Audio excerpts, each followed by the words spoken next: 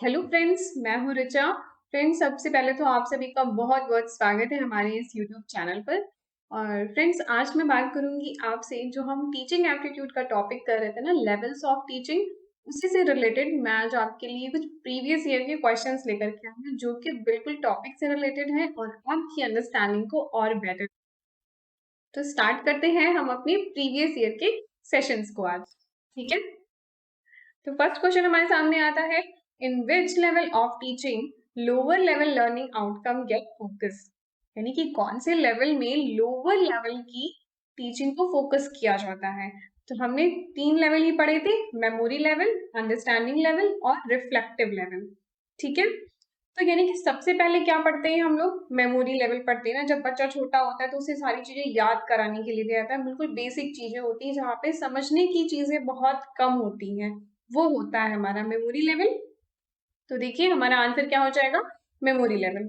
ठीक है, तो ये 2019 में दिसंबर वाले एग्जाम में ये पूछा गया था। नाउ नेक्स्ट क्वेश्चन क्या है हमारा, facts and information get focused in which level of teaching. यानी कि हमको किस पे फोकस करना है यहाँ पर, जो फैक्ट वर्ड आया। अब फैक्ट्स एंड फिगर्स हम किस में पढ़ते हैं, फैक्ट्स एंड फिगर हमारा किस में होता है, मेमोरी लेवल में होता है। क्योंकि अंडरस्टैंडिंग लेवल में तो हम चीजों को समझना सीखते हैं, कुछ जो वेरिएबल्स होते हैं उनके बीच के रिलेशन को समझना सीखते हैं। एंड रिफ्लेक्टिव लेवल में तो हमारी कॉग्निटिव और जो अच्छी थिंकिंग होती है वो डेवलप होती है। तो इसमें भी आंसर क्या हो जाएगा हमारा, मेमोरी लेवल। ठीक है, एंड अब आता है ये एक थर्ड क्वेश्चन है हमारा सेशन का। तो इसमें क्या है, पूछा है कि ये एक सेट दिया हुआ है, सेट 1 और सेट 2। सेट 1 है हमारा level of teaching and set 2 क्या है, फोकस ऑफ कंसर्न। ठीक है, तो लेवल ऑफ टीचिंग में क्या है, autonomous development level, memory level, understanding level और रिफ्लेक्टिव लेवल। ठीक है, तो अब यहाँ पे क्या है, ऑटोनॉमस, मेमोरी, अंडरस्टैंडिंग और रिफ्लेक्टिव।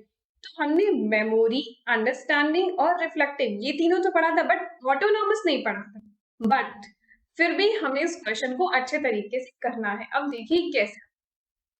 तो यहाँ पर मेमोरी लेवल से हम सबसे पहले ये समझ लेंगे कि मेमोरी लेवल तो हमारा क्या हो जाएगा, रिकॉल करना, चीजों को रिकॉल करने के लिए होता है। ठीक है, देन आता है अंडरस्टैंडिंग लेवल। तो अंडरस्टैंडिंग में क्या होता है, हम वेरिएबल्स के बीच में जो एग्जांपल्स होते हैं, वेरिएबल्स के बीच में रिलेशन को समझना सीखते हैं। ठीक है, तो seeing the relationship among the facts of their example, यहाँ पे रिलेशन वर्ड है, तो यानी कि क्या हो जाएगा हमारा, अंडरस्टैंडिंग लेवल हो जाएगा। ओके, एंड नेक्स्ट क्या है, रिफ्लेक्टिव लेवल। रिफ्लेक्टिव लेवल में क्या होता है, जब हम चीजों को समझना, जैसे हमने कुछ चीजें ऐसी हैं जिसको कि हमने समझ तो लिया, और कुछ ऐसी चीजें जिनके बारे में टीचर ने नहीं समझाया, बट फिर भी हम उसमें अपनी अंडरस्टैंडिंग को डेवलप कर रहे हैं, यानी कि अपनी थिंकिंग पावर को इंक्रीज कर रहे हैं। ठीक है, तो वो कैसा हो जाएगा हमारा, वो हो जाएगा हमारा problem raising and problem solving. यहाँ पे हम प्रॉब्लम को सॉल्व करते हैं। ठीक है, बात करेंगे ऑटोनॉमस लेवल की। ऑटोनॉमस लेवल में क्या होता है, this is the stage of psychological development. जो साइकोलॉजिकल डेवलपमेंट का मतलब क्या हुआ, जैसे बॉडी में जो चेंजेस आते हैं हमारे हमारे जैसे एज ग्रुप के साथ चीजें हमारी बदलती हैं। इंडिपेंडेंट एक्सपीरियंस ऑटोनॉमी मतलब कुछ ऐसे चेंजेस जो होते हैं, जो ऑटोनॉमी होती है, जो अपने आप होते हैं, मतलब कि वो टीचर की हेल्प से या स्टूडेंट खुद एफर्ट करके उन चीजों को नहीं अपने अंदर डेवलप करता, वो ऑटोनॉमस होती है। जैसे हम पढ़ रहे हैं चीजों को तो ऑटोमेटिकली हमारी थिंकिंग चेंज हो रही है, ऑटोमेटिकली हमारा जो काम करने का तरीका है उसमें कुछ चेंज आ रहा है।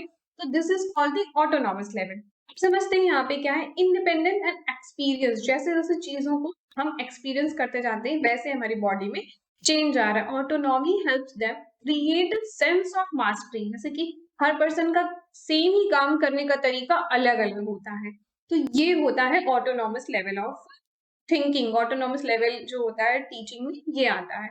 ठीक है, तो यहाँ पर हमारी माइंड, बॉडी, इन सब चीजों में जो चेंजेस आते हैं, support independent and critical thinking. यहाँ पे भी इंडिपेंडेंट और क्रिटिकल थिंकिंग होती है। Encourage intrinsic motivation and inspire confidence. तो ये इंट्रिंसिक होता है, जो कि अपने आप आता है, ये हर किसी का अलग अलग होता है। ठीक है, तो हमारा आंसर यहाँ पर क्या होगा, अब देखिए ऑटोनॉमस के लिए क्या है, अफेक्ट्स एंड फीलिंग्स है और पीर लर्निंग। तो यहाँ पर क्या होगा, अफेक्ट्स एंड फीलिंग्स यानी कि हम ऑटोमेटिकली हमारे अंदर जो चेंज आ रहा है, ए का 2, बी का हमारे पास 3 है recall information, C is the understanding level जिसका कि 4 है और डी रिफ्लेक्टिव लेवल जो कि 1 है। ठीक है, तो आंसर क्या हो जाएगा, answer is C. Okay, now next question क्या है, यहाँ पे भी 2 सेट दिए हुए हैं और पहला है हमारा लेवल ऑफ टीचिंग और उसका एग्जाम्पल जो है कंसर्न कि वो किस चीज को फोकस करता है। तो आसान होगा आपके लिए, मेमोरी लेवल, अंडरस्टैंडिंग लेवल और रिफ्लेक्टिव लेवल, ये तीनों ही चीजें हमने की हुई। पढ़ते हैं इधर सेट 2 के options. Encourage critical thinking based cognitive interchange, protect personal interest attitude and concern, okay, facilitate recall recognize the facts। Okay, अब देखिए जहां पे भी रिकॉल है, यहाँ पे रिकॉल करना है, रिकॉग्नाइज करना है फैक्ट्स को। जैसे कि रिकॉग्नाइज करना, जैसे कि कोई इमेज दिखाई, ताजमहल की इमेज दिखाई, तो छोटे बच्चे से पूछा जा रहा है कि ये क्या है, तो वो अपनी मेमोरी को रिकॉल कर रहा है। तो ये सिंपल, ये तो मेमोरी लेवल हो गया। Enhance scope for seeing the relationship and meaning, ये कौन सा ऐसा लेवल है जहां पर हम इनहांस करते हैं स्कोप को, सीइंग द रिलेशनशिप को बिल्डअप करने की कोशिश करते हैं। तो ये कहां पर आता है, ये हमारे अंडरस्टैंडिंग लेवल का पार्ट है। ठीक है, एंड और जो ये थर्ड है रिफ्लेक्टिव लेवल, रिफ्लेक्टिव लेवल किससे डायरेक्टली कनेक्ट होगा, memory, understanding, reflective, higher level of thinking जहां पे हम क्रिटिकल चीजों को भी सॉल्व कर लेते हैं, हमारी थिंकिंग इन डेप्थ में हम जाकर के चीजों को सोचते हैं। तो it encourage the critical thinking based cognitive interchange. तो ये हो जाएगा ए का 3, ए का 3, ओके, एंड बी का हमने किया रिलेशनशिप से जो रिलेटेड है, बी का 4 और सी का 3, तो answer is C. Okay, now again आता है हमारा सेट 1 और सेट 2। आप देखिए कि एक ही ईयर में मेमोरी लेवल, अंडरस्टैंडिंग लेवल और रिफ्लेक्टिव लेवल, जो लेवल ऑफ टीचिंग, उससे कितने सारे क्वेश्चन। तो यहाँ पर क्या है, मेमोरी, अंडरस्टैंडिंग, अब यहाँ पर क्या आ गया, एनालिसिस और creating level.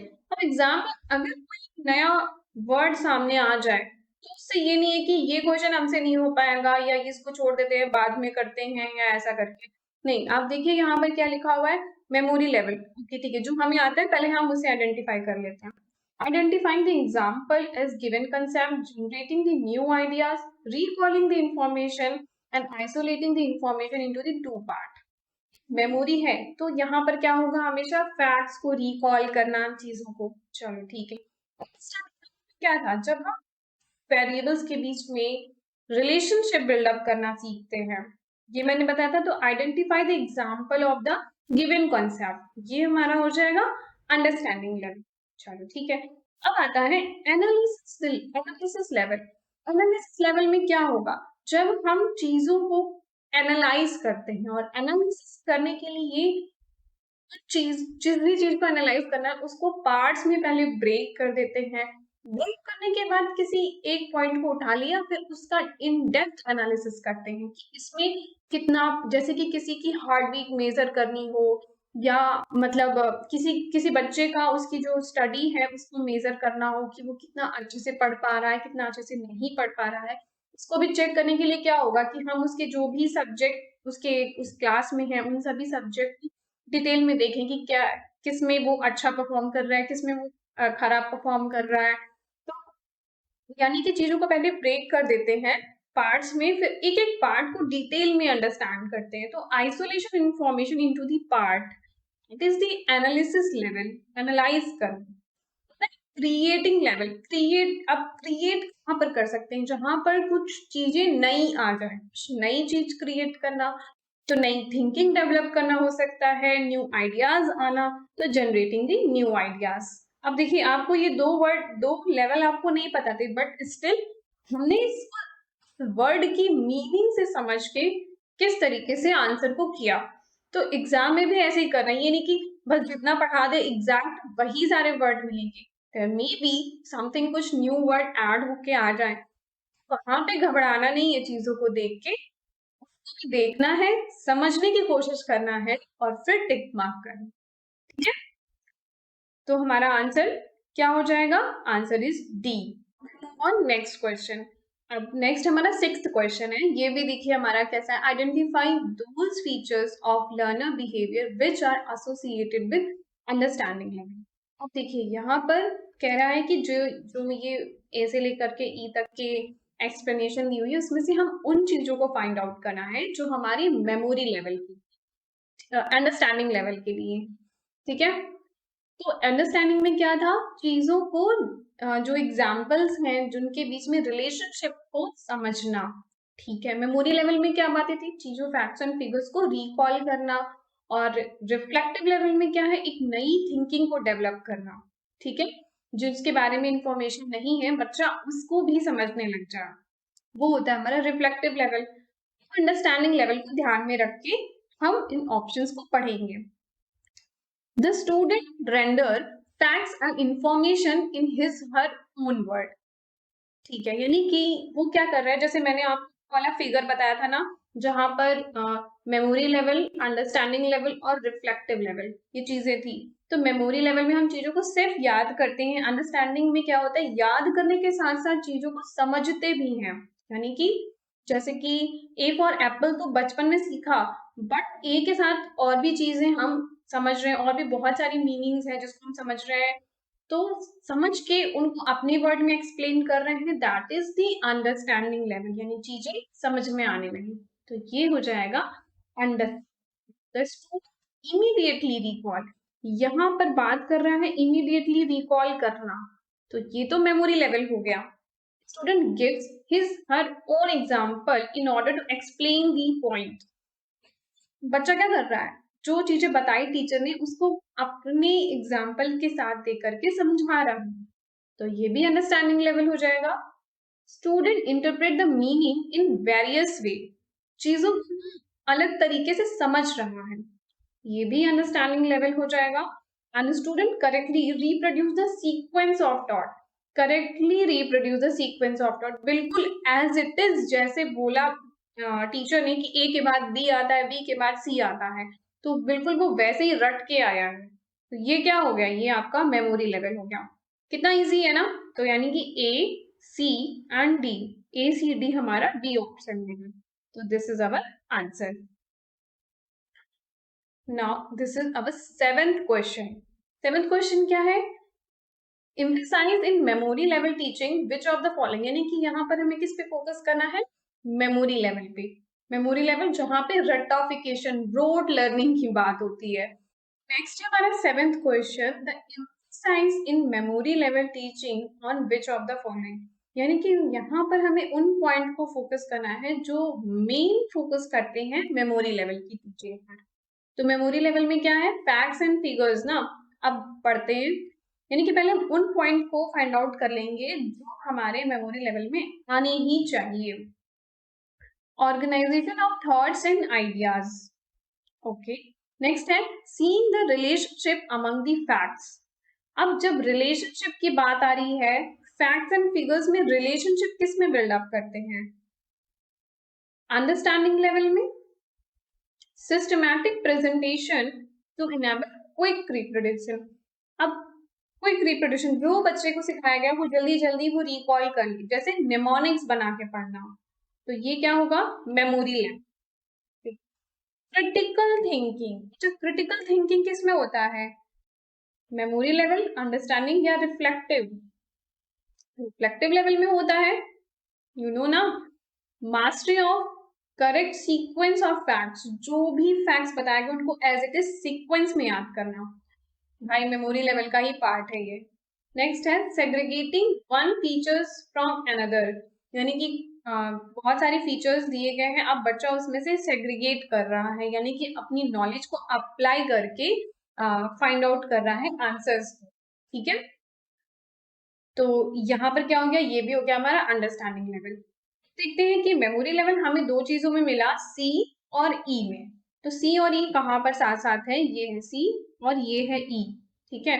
Organisation of thoughts and ideas, यानी कि अब क्या हो रहा है, देखिए यहाँ पर आइडियाज किस स्टेप में आते हैं, आइडियाज को लाने का काम होता है, जो नए आइडियाज जनरेट होते हैं वो रिफ्लेक्टिव लेवल में आते हैं, ठीक है, बट हम क्या कर रहे हैं, उन जो आइडियाज माइंड में आए हैं उनको ऑर्गेनाइज कर रहे हैं, यानी कि एक सीक्वेंस में लगा रहे हैं। कि जैसे टीचर ने बताया था ना कि पहले क्या करते हैं, किसी भी चीज, किसी भी सब्जेक्ट के बारे में अगर हमें पढ़ना हो, सबसे पहले हम उसका इंट्रोडक्शन समझते हैं कि आखिर ये जो पूरा सब्जेक्ट है या ये जो टॉपिक है उसमें किन बारे में बातें की गई हैं। फिर क्या देखते हैं, उनमें कौन कौन से एलिमेंट्स आएंगे, यानी कौन कौन से वेरिएबल्स होंगे जिनके हमें पढ़ना होगा। उसके बाद उनके रिलेशनशिप को देख, इस तरीके से अपने जो थॉट्स हैं उनको एक सीक्वेंस में लगाना, ये एक तरीके से जो भी मेमोरी में था हमारी, जैसे टीचर ने बताया था उस तरीके से हम सीक्वेंस में लगा रहे हैं। So it is the memory level का ये पार्ट हो जाएगा। आंसर होगा हमारा बी। यहाँ पे बात समझ में आई ना कि अगर जनरेटिंग दी आइडियाज होता तो ये कभी भी मेमोरी लेवल का पार्ट नहीं होता, बट यहाँ पर ऑर्गेनाइज कर रहे हैं तो ये मे भी हो सकता है मेमोरी लेवल का पार्ट। बट हमें फोकस करना है इन सी और ई वाले ऑप्शन कि ये दोनों होने चाहिए। ठीक है, अब मूव ऑन करते हैं हमारी 8th क्वेश्चन।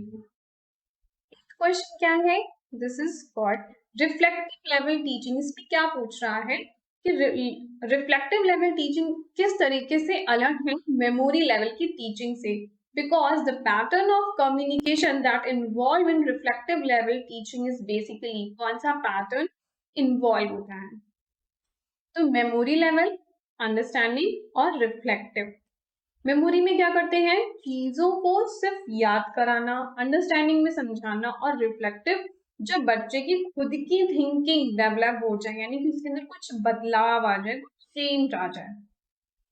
तो यहाँ पर किस बारे में बात की जाएगी, आप खुद सोच के बताइए। एक लीनियर ऑप्शन में दिया हुआ है, बॉटम अप अप्रोच दी हुई है, ठीक है, इंटरैक्शनल अप्रोच है और ट्रांजैक्शनल अप्रोच है। तो सबसे पहले तो इन दोनों वर्ड को समझ लेते हैं कि क्या है। Memory level teaching, memory level teaching is a teacher dominated. इसमें क्या होता है, टीचर ही डोमिनेट करेगा, उसने बताया कि ये फैक्ट्स हैं, ये चीजें हैं, इनसे पढ़ना। और स्टूडेंट वहां पे कैसा होता है, काफी पैसिव होता है। ठीक है, और जो रिफ्लेक्टिव, उसमें क्या होता है, रिफ्लेक्टिव टीचिंग में learner occupy the primary role, वो पहले आता है। जैसे पीएचडी करने जब जाते हैं या कुछ ऐसे, बच्चा वहां पे पहले आता है, खुद सोचे कि किस टॉपिक पे उसे काम करना है। Teacher assume secondary place, teacher वहां पे सेकेंडरी प्लेस में होता है। ये एक तरीके से ट्रांजैक्शनल कम्युनिकेशन होता है। जो रिफ्लेक्टिव लेवल होता है वहां पर ट्रांजैक्शनल कम्युनिकेशन होता है, counter one in which learner just going into the depth. Transactional level में क्या होता है कि जो लर्नर होता है वो डेप्थ में जाता है, चीजों को उतनी ही गहराई से समझता है, और क्या करता है, एंड गेट द टास्क और डिस्कोर्स डन, यानी कि अपने टास्क को डिटेल में करके उसको खुद से समझता है।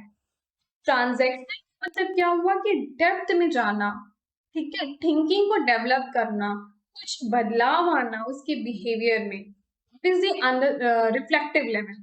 ठीक है, इंटरैक्शन कम्युनिकेशन में क्या होगा, इंटरैक्शन में क्या होगा, इंटरैक्शन तो नॉर्मली हो सकता है ना, जरूरी नहीं कि हम किसी टॉपिक के डेप्थ में जा रहे हैं। इंटरैक्शन का मतलब तो सिर्फ इतना होगा कि कोई अपने बारे में अगर कोई अपना इंटरव्यू ही दे रहा है कि हाँ मेरा नाम ये है, मेरा एड्रेस ये है, तो ये भी एक इंटरैक्शन हो सकता है। पब्लिक के साथ आपका इंटरैक्शन होता है, फेसबुक चैटिंग पे इंटरैक्शन हो सकता है नॉर्मल, कि हाँ ठीक है इंटरैक्ट हुआ, मैंने इस बंदे से मिला आज, तो ये भी एक इंटरैक्शन हुआ। तो जब इंटरैक्शन डिटेल में डेप्थ में तो नहीं जाता ना, तो यानी कि इसका आंसर क्या होगा, ट्रांजैक्शनल, जब हम डेप्थ में जाके चीजों को पढ़ते हैं।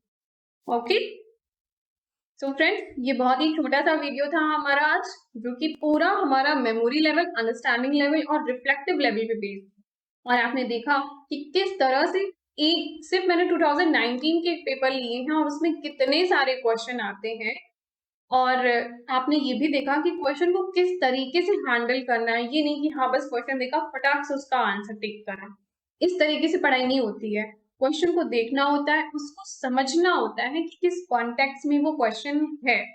ठीक है, क्योंकि डे बाय डे आप देख रहे हैं किस तरीके से एग्जाम का जो लेवल है वो डिफिकल्ट होता जा रहा है। इवन केवल पेपर 2 में ही नहीं, पेपर 1 में भी हमने देखा कि काफ़ी डेप्थ में क्वेश्चन आ रहे हैं, चाहे टीचिंग एप्टीट्यूड हो, चाहे रिसर्च एप्टीट्यूड हो। तो उन सभी बातों को ध्यान में रखते हुए मैंने ये सीरीज़ स्टार्ट की है कि जो भी टॉपिक यहाँ पर पढ़ाया जाए आपको, उसको डिटेल में उसके क्वेश्चन भी कवर किए जाएँ। तभी आप क्वेश्चन को एग्ज़ाम में हैंडल करना सीख पाओगे, क्योंकि टाइम है अच्छे से तो हम अच्छे से पढ़ते हुए चलेंगे, कॉन्सेप्ट के साथ करना है। वहाँ पे कभी भी एग्ज़ाम में आपको हड़बड़ाना नहीं है, क्वेश्चन देख के कि हाँ, बस फटाक से मुझे टिक करना है। ये फटाक से टिक नहीं होता है, ठीक है? चलिए, all the best. Bye bye.